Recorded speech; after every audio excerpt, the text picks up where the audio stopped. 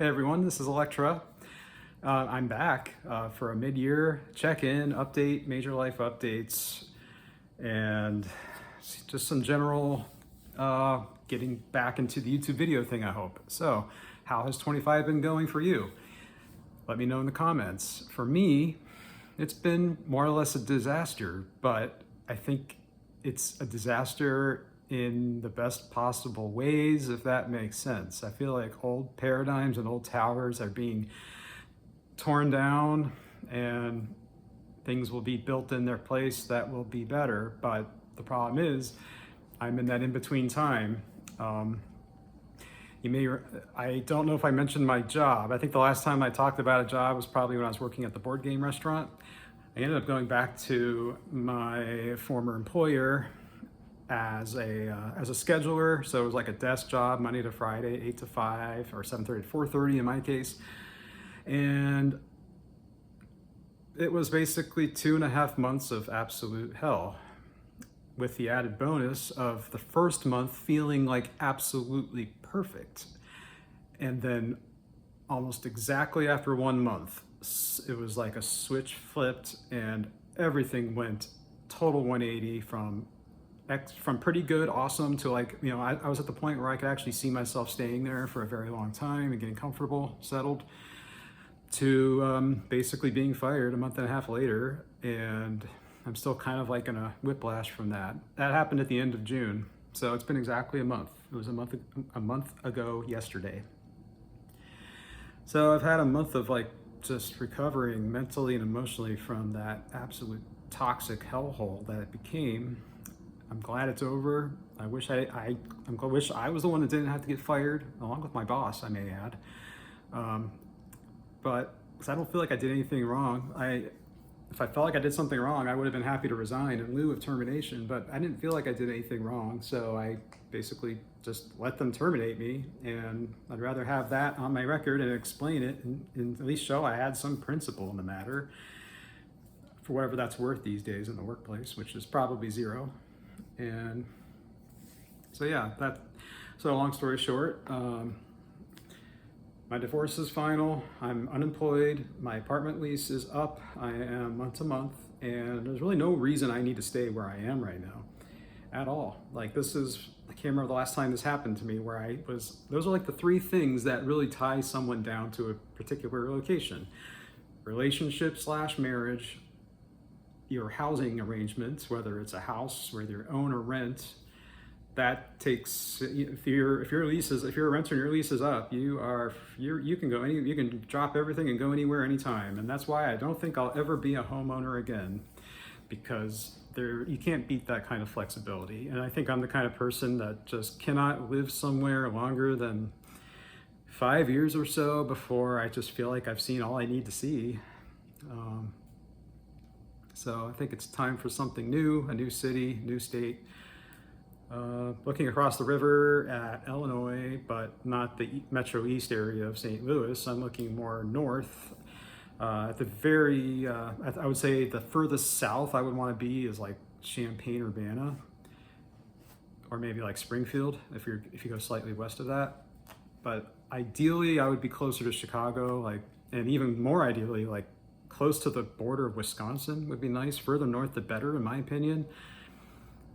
Even though I've visited Chicago probably 3 or 4 times in the last month, I've just been driving all the time. It's summer, the weather's been weird, but I've been able to venture onto some really nice long distance road trips to kind of just get my mind off of the stress and uncertainty in my life right now.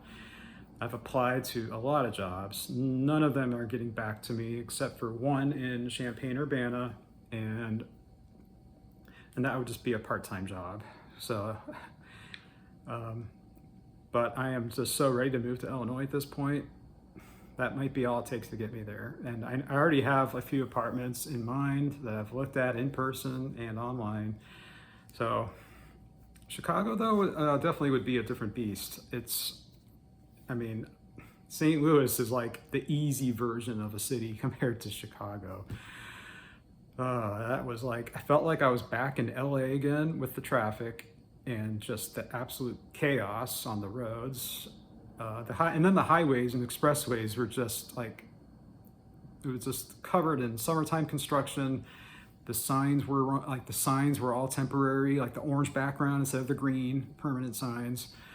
And then like my GPS systems like did not match at all, and it was just a nightmare. And I didn't know the highway systems there at all. Like it was just like a complete maze to me. Like 294, 94, 90 at least makes some sense. I know that goes east to west, like from Seattle to New York or so, probably maybe even Boston, but like 294, 94. 55, 55 is easy because that goes directly from St. Louis to downtown Chicago. And it's not like when I talked earlier in my earlier videos, like I knew that the Los Angeles freeway system like the back of my hand by the time I was 12 years old. Not so for Chicago. I never had the real desire to study the expressways there like I did in LA. So I knew the LA freeways better at age 12 than I do the Chicago expressways and tollways now at age 45. But either way, Chicago, if I get a job in my field, it's more likely to be in Chicago. So that would probably, that would be the only reason I would probably go there. I would have to find like, I probably couldn't afford downtown Chicago, which bizarrely enough to me seemed less chaotic than the suburbs. That might be the only city where that's the case, where I've seen, but downtown Chicago near the lakefront was actually pretty nice and chill. Reminded me a little bit of like it's like a mix of Miami, South Beach meets Santa Monica Pier area. That was kind of cool. I didn't expect that in Chicago. Of course, it won't be like that in a few months, but that just goes with the territory in the Midwest. So yeah, 2025 for me has just been crazy. I mean, I keep saying like another year like this, and I don't know if I can make it through. But I've been saying that for several years straight now, and I just hope this is all leading to something worthwhile, and I hope whatever difficulties you are having is the same. That's really all that's carrying me through this right now, is just the thought of it's got to be better on the other side. Like I gotta have some hope that this is all going to be good. And I think that's where my tarot practice, astrology practice has come in and helped to know, like, my life, if I didn't have any spiritual awareness like that, I would think my life is just absolutely falling apart. And I could see how like people could like take some very drastic measures, like ending their life in a situation like I've been going through for the last several years. I could totally see it, totally understand how they would feel. But now that I have these these knowledge of like esoteric things and spiritual things, it's easy to understand now that when one thing is torn down, when one door closes, another door is going to open. And at least I think at this point in my life, I've seen that happen enough times for me that I've seen life happen in ways I never could have predicted a year beforehand. Like several times. I never would have guessed I would live in St. Louis like 6 months before I ended up moving here. So that's how quick life can change. And I know I'm about to enter another phase like that where 1 or 2 months from now, I don't know, I can be anywhere. It may or may not be Illinois. I'm hoping it probably is, but hey, if life has another plan in store, like I'm all ears, life. So go ahead and tell me. So yeah. What about politically? 2025 is, well, I think it's safe to say that any rebellion or revolution that would begin has been delayed until 2026. I thought for sure in June when all that ice chaos was happening in Southern California, that was going to kick off like a really, possibly violent summer in the major cities, like that would make 2020 look like a warm-up after George Floyd. But then like everything else in the news these days, it just, a week later it was over. And it's just like, but did the window for any sort of rebellion or revolt already close? I really almost think it does, or it has. Because I've also been reading history, as I talk about a lot on here. I just finished a book about I've been reading a lot about Reconstruction in the South after the Civil War, and then like the political like the political situation in the South between like 1877 and World War I, 1913 or so.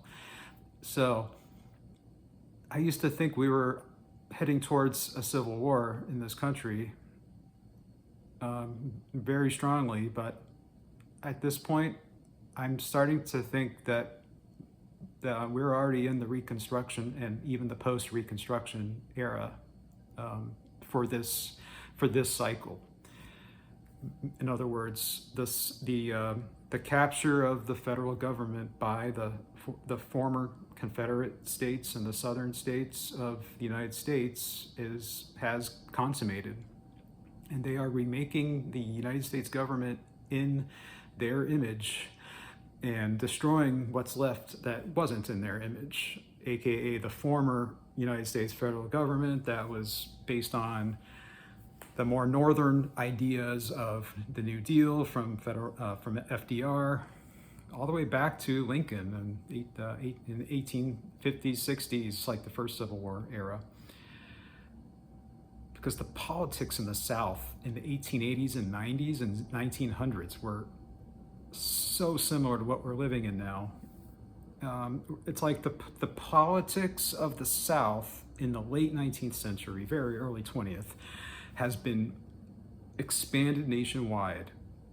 And that is our political reality, whether you live in the South or whether you live in Seattle. So that's why I think any window there was to reverse path or change path is long gone. And now we're in the consolidation period of a new era. Except this time the Reconstruction is being performed by the South against the North to remake the North in its image. So anyway, I obviously have a lot to get off my chest over the last few months. Whenever I work a full-time job, I tend to just like lose any desire to do things like this. But I've been doing a lot of reading and playing a lot of board games. I'm actually designing a board game now for the first time in my life, so that's really fun. It's based on the airline industry. I've been playing every airline-themed game I could get my hands on just to get ideas, but I think my game's going pretty well, so it's fun to do. It's fun to have a creative outlet again that I enjoy. And, well, I think that's about it for now. I know I'm rambling. I hope it's interesting. Well, so anyway, how has your 2025 been? Is it like anything like mine? Is it worse? Is it better? Is it like mine where it's worse, but yet on the path to getting better? That's the way I see my situation. Is sometimes that's like the Tower card in tarot. You got to destroy before you can rebuild. And when you rebuild, it's almost always going to be better than what was there before. So hope you can relate to that. And thanks for watching. And I will be back soon, I think. Take care. Bye-bye.